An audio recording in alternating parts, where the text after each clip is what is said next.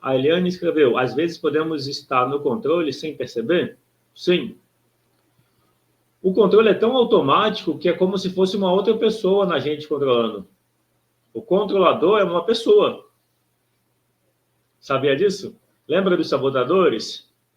As aulas dos sabotadores, eu acho que eu comentei deles como pessoas. O juiz é uma pessoa. O julgamento, o juiz interno, a autocrítica, o juiz é uma pessoa. O mesmo que vale para o juiz, vale para os sabotadores. Então, quando eu estou controlando, é o controlador em mim. Assim como tem um eu emocional, tem um eu controlador. Esse eu controlador assume o comando, principalmente quando a gente está no medo. Então, eu estou respondendo a pergunta da Eliane. Às vezes podemos estar no controle sem perceber? Sim. Na maioria das vezes, porque o controlador ele é autônomo, ele tem vontade própria e ele não avisa quando ele está controlando. Para você perceber se você está controlando ou não, você precisa observar, você precisa perceber se você tem escolha. Quando você se pega numa situação que você não tem escolha, que você sente que não pode escolher diferente, significa que o controlador assumiu o controle. O controlador ele vai estar ativo sempre que você lidar com o medo. Medo de perder, medo de errar, medo do julgamento. A Eliane escreveu, mas às vezes, quando abrimos mão do controle, nos arrependemos. Então, eu acho que esse é o controlador falando, Eliane. O controlador vai argumentar assim, quando abrimos mão do controle, nos arrependemos. Mas, como eu posso dizer? Será que se você tivesse no controle, teria sido melhor? Eu estou pega um exemplo desse que você pensou, né? Quando você pensa, mas às vezes, quando abrimos mão do controle, nos arrependemos. Experimenta lembrar da situação em que você abriu mão do controle e se arrependeu. Para você dar errado, abrir mão do controle. Aí a questão, Eliane, é o que é dar errado? Quando você abre mão do controle, você está abrindo mão do resultado também. Às vezes o dar errado é você abrir mão do controle, mas você esperava um resultado. Entendeu? Se você abre mão do controle, você abre mão do resultado também. Eu acho que o que você está dizendo é você abriu mão do controle, mas continuou querendo que as coisas acontecessem do jeito que você queria que elas acontecessem. Certo? Então, eu acho que tem uma confusão, então, Eliane. Uma coisa é a escolha. Uma coisa é o que você escolhe. Outra coisa é controlar situações que não estão no seu controle. Eu vou dar um exemplo. E me dá esse exemplo também. Você está caminhando pela calçada, tem uma poça de água. Você pisa na poça de água, você desvia. Isso não é controlar, isso é escolher no momento presente. Tudo que você escolhe agora, isso não é controle. Se você faz alguma coisa esperando um resultado futuro, isso é controlar. Exemplo, você está cuidando de alguém, você está disponível para a pessoa esperando que ela retribua. Isso é controlar a pessoa. Aí a pessoa não retribui, você interpreta que deu errado. Fez sentido, Eliane? Comenta se fez sentido o que eu falei. O Luan fez uma pergunta, tenho dor nos braços, dormência, dor de cabeça, às vezes fraqueza, às vezes dor no peito. Eu vou comentar dor no peito. Da dor no peito, eu posso comentar. A dormência...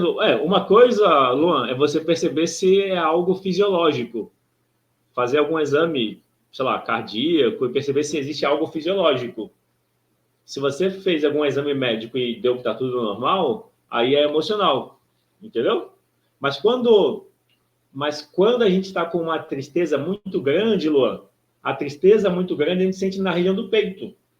Aí pensa que, por exemplo, se você é uma pessoa mais emocional, mais sensível, tem pessoas que quando ficam decepcionadas ou tristes, afeta o corpo na forma de dor. E aí pode ser que o aperto no peito de tristeza até afete a dormência dos braços. Dor de cabeça pode vir de você não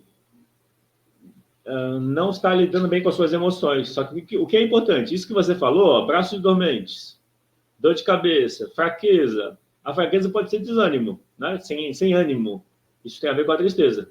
Então, se a gente olhar se o olhar for um olhar emocional, eu te diria, ou te perguntaria sobre como você lida com a tristeza. Você sente tristeza, você conversa com a tristeza, cuida de si, cuida da tristeza com empatia. Mas uma coisa importante é, o que você descreveu como é algo bem intenso, é importante consultar um médico e verificar se não é nada fisiológico. Se está funcionando tudo certo, o coração, o pulmão, toda essa região aqui. Se não for nada fisiológico, nada orgânico, aí você olha para as emoções. Entendeu? A Eliane disse entendi e fez sentido. A Noemi Alice escreveu, exame lítio está baixo. Vou demorar a voltar ainda à consulta. Entendi. A Monique escreveu, boa noite. Estou tendo muita taquicardia por final de relacionamento. Preciso me preocupar? Então, Monique, taquicardia por final de relacionamento, então é tristeza. Se você falasse só taquicardia, eu diria para você, verifica. Se você teve o término do relacionamento, é normal ter uma tristeza. Noemi Alice, eu não tenho ideia. Baixa de lítio. Se você me falar de algo comportamental, como você se sente, dificuldades de relacionamento, eu consigo responder. Baixa de lítio, eu não tenho a mínima ideia. Até porque, para mim, o lítio não vou comentar, não, mas eu ia falar não, pode ser que eu esteja confundindo os nomes. Mas a questão de... Não tenho ideia. Não é o assunto da aula, Noemi Alice. É inteligência emocional, visão sistêmica, lidar com desafios. Dessa forma, a pergunta, sinto muito, não sei responder. Não é a minha especialidade. É que a Noemi escrito assim, ó, no meu exame deu lítio 0,1, está baixo. Vou demorar aí na consulta, não tenho ideia. Não sou farmacêutico nem médico. O que eu consigo responder, porque eu trabalho com terapia sistêmica, hipnose, psicanálise, programação neurolinguística, comunicação não violenta, constelação familiar, empresarial, desenvolvimento de liderança, competências comportamentais, etc., desde 2012. 2011 e 2012 eu comecei, mas 2012 foi ativamente. Então, se a pergunta for de emocional, como alcançar objetivos, como mudar algum sentimento, aí eu consigo responder.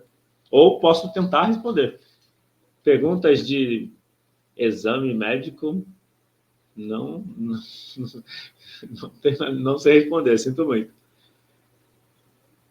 Não tem problema não, mas se tiver pergunta sobre comportamento, sobre emoção, aí eu consigo trazer uma experiência, trazer um contexto para você experimentar.